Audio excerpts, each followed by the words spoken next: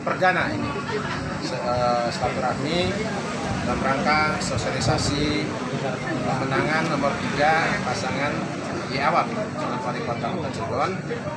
Insya Allah di Suralaya ini saya mengklaim Iawab menang, ya, minimal 60% menang Iawab, karena antusias masyarakat ingin ganti wali kota sebagai bentuk perwujudan pembaharuan di kota Cilegon ini ada sudah harapkan oleh masyarakat Cilegon.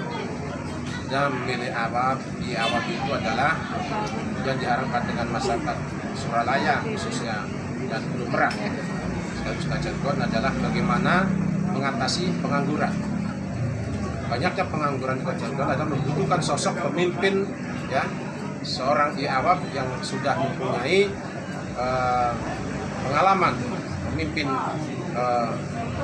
waktu jadi kepala desa, sehingga ini adalah untuk referensi pemimpin kota Cilegon yang sudah mengetahui, paham akan keinginan rakyat kota Cilegon.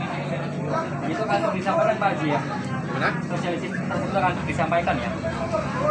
Dan itu saya sampaikan kepada masyarakat bahwa ketika Iawab jadi wali kota, kebijakan wali kota itu akan berpihak kepada kepentingan rakyat dalam rangka membangun ekonomi. Membangun ekonomi akan terbangun melalui lapangan kerja, ya, mengurangi tenaga kerja, UMKM, ya, tentang masalah pertanian dan sebagainya. Tapi di Cilegon yang lebih dominan ini kan masalah karena memang Cilegon ini adalah daerah industri. Teman-teman ketahui lah, bentangan laut kota Cilegon ini kurang lebih 25 km itu adalah sudah menjadi zona industri, sehingga wali kota harus punya satu keberanian dan langkah-langkah untuk kepentingan masyarakat untuk mengatasi pengangguran. Pak Haji, pesaing terkuat ya Pak Haji, khususnya di Pulau Merak Pak Haji, menurut Pak Haji ini? Kalau bagi saya anggap pesaing kami ini adalah, ya, ada 3 calon yang lain. Semuanya saya tidak saya anggap remeh. Itu bagian daripada, ya, pesaing kita untuk melajunya menjadi terpilihnya Iawab nomor 3 jadi wali kota Cilegon. 3-tiganya saya anggap sama. Tidak ada yang sesuatu yang menonjol satu dengan yang lain, sama menurut saya. Kita jelas programnya, kita sampai ke rakyat bagaimana mengatasi pengangguran. Kalau incumbent, kalau bicara mengatasi pengangguran, kenapa enggak dari kemarin? Ya kan, rakyat mestinya harus paham dan sudah paham dari kemarin lah, kan bukan ini, ya kan. Tapi sekarang ini kalau dia kan barunya wali kota ini jika terpilih, tapi sudah punya pengalaman jadi pemimpin. Latar belakang dia adalah sebagai pemimpin di desa, 20 dia jadi kepala desa.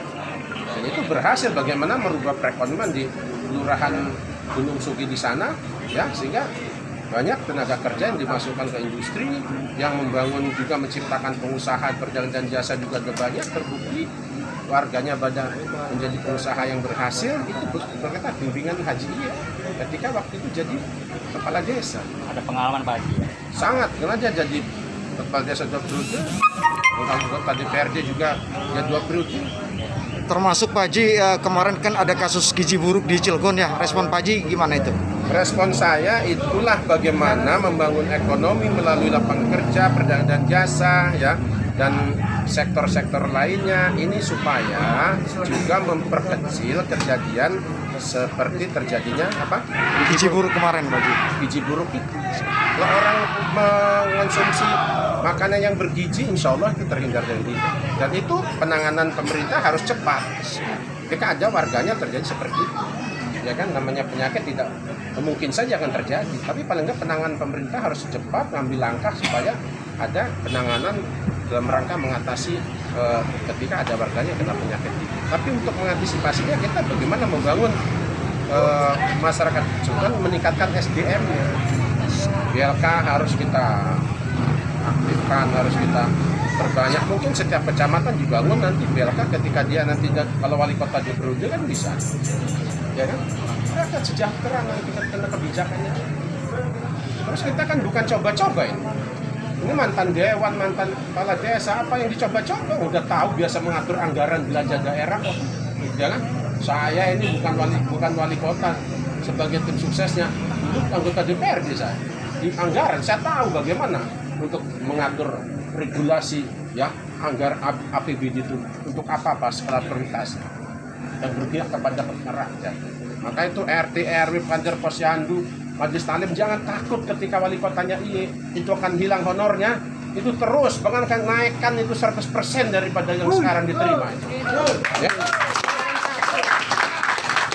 Saya berjuang namanya untuk berjuang merebut satu kekuasaan melalui proses demokrasi yang saya ini membutuhkan satu perjuangan dan keberanian. Nggak mudah, nggak ada satu kekuasaan diserahkan dengan cuma-cuma. Harus berjuang kita, harus berani. Benar nggak? Menghadapi segala resiko demi kepentingan rakyat Kota Cilegon. Itu saja dibohongi benar. Siap, mantap.